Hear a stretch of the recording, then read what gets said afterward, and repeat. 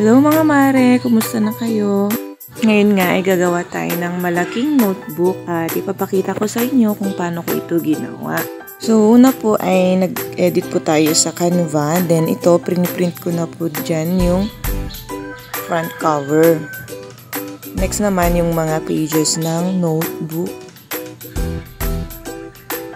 Then after nya, na-print ko na yung front, back at yung mga pages ay maglalagay na tayo ng photo top sa cover ng ating notebook.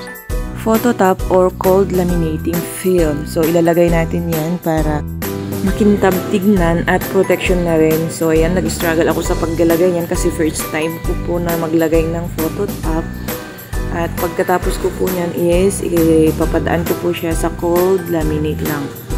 Po yung laminating machine natin at ganyan ko po siya ginagawa.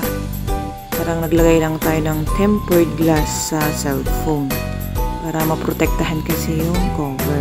So next is magkakat na po ako dito kasi imano-mano ko kasi wala tayong ganito na rim cutter, hindi pa kasi natin afford yan. So pag-iipunan naman natin.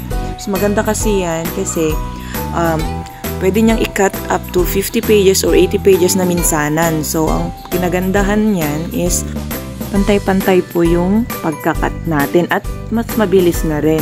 So, kinat ko muna dyan yung cover ng ating notebook. Then, yun naman pong mga pages ng notebook.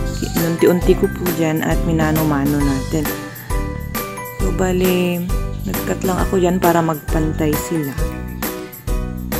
So far, okay naman po yung pagkakat ko.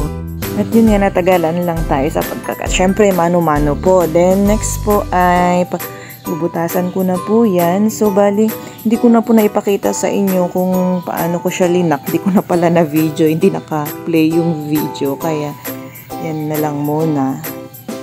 So, sa phototop lang tayo talaga nagka-struggle at may palpak. Pero, okay naman po.